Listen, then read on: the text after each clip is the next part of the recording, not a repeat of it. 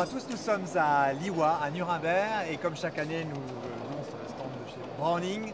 Browning, cette année, la très grande nouveauté, ce sont les munitions. Adrien, pourquoi est-ce que vous avez décidé, pourquoi est-ce que Browning a décidé de créer ses propres munitions? On savait que c'était dans les tuyaux depuis longtemps. Voilà, présentez-nous ces munitions et Jean-François, je suis sûr, aura peut-être des questions ou des précisions à apporter.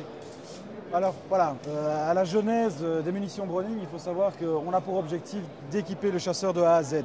Donc on fait des armes bien sûr, on fait des vêtements, on fait des coffres. Depuis 2 ans, on a un partenariat avec Kite pour faire des optiques. Et donc il était un peu logique qu'on développe également notre propre gamme de munitions. Donc il y a 1 an, on a lancé ces munitions aux États-Unis. Ça a eu un succès phénoménal qui a en fait retardé l'arrivée des munitions Browning en Europe. Donc maintenant, en fait, on est assez fiers de les proposer sur le marché européen. Alors les munitions Browning, c'est quoi? On garde la philosophie Browning, c'est-à-dire un produit de haute performance avec un design soigné. Donc ici, on a des douilles nickelées, le buckmark est frappé à l'arrière de la douille.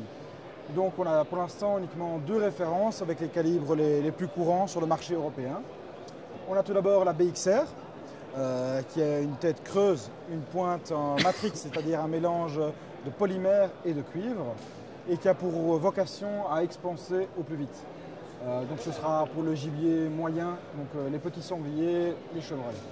Ensuite, on a la BXC, qui est une balle à noyau fusionné, avec une pointe terminale en aluminium. Ici, le but, c'est de pénétrer, de fracasser ce qu'il y a à fracasser, les os, les organes, avant de commencer à expanser de manière contrôlée, histoire de limiter les éventuels dommages dans la venaison. Et ensuite, si par malheur l'animal n'était pas tué immédiatement, le but c'est d'avoir un trou de sortie pour pouvoir après avec les chiens le traquer et le retrouver facilement. Voilà. Jean-François, vous n'avez pas pu encore les tester, mais pour faire comprendre à un chasseur les munitions que viennent de proposer Browning, est-ce que vous pouvez préciser un petit peu l'utilité et la précision de ces munitions en fait? La BXR a peu de concurrents ou des concurrents récents mais qui sont de la même famille que les munitions Browning. Donc c'est une cartouche en vrai qui offre une très grande surface d'expansion et c'est vraiment une munition destinée à la battue pour taper tout de suite quand on n'a pas trop le temps de viser et provoquer un maximum de dégâts. Alors l'ennui, c'est vrai, c'est qu'en cas d'impact sur des os importants de l'épaule par exemple, on pourrait avoir des déviations de trajectoire interne qui feraient que les balles n'aient pas l'effet escompté, chose qui se produira moins ou pas avec la balle BXC puisqu'elle est fusionnée.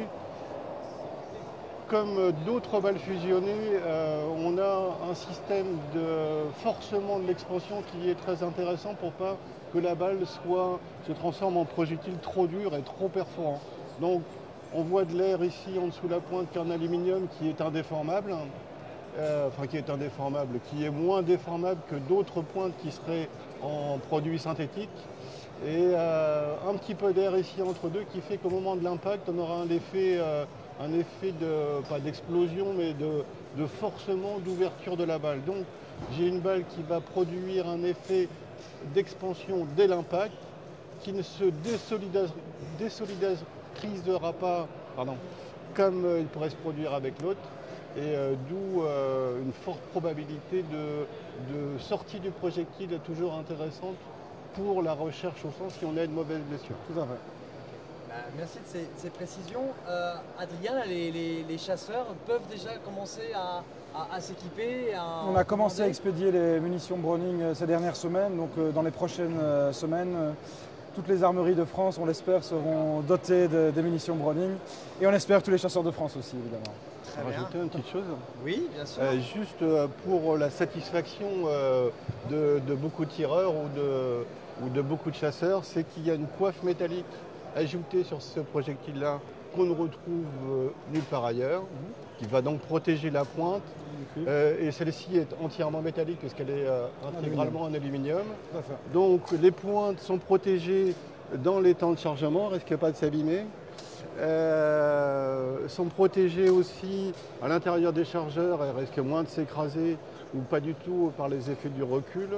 Et également, et on a toujours le mystère dans les pointes balistiques qui sont faites en divers polymères, on a toujours le mystère de savoir si elles fondent ou elles se transforment ou elles se ramollissent ou pas, alors que là, quand on est en métal, eh bien, le problème est éliminé à la source. Tout à fait. C'est très bien expliqué. Et c'est là qu'on Et il y a un se rend compte petit truc que j'ai oublié de préciser, c'est sur que la BIC, en fait, on a un bobtail pour assurer une grande précision également. Oui, le bobtail est intéressant pour les tirs à très grande distance parce que l'arrière fuyant rend la balle moins sensible aux vents latéraux. Très bien. Pour ceux qui se posaient des questions sur la munition Browning, je pense que Jean-François et Adrien ont apporté, on espère, toutes les réponses à leurs interrogations. Merci à vous deux. Et puis, merci à vous. On va se retrouver cette année sur les pots de tir et à la chasse pour les tester.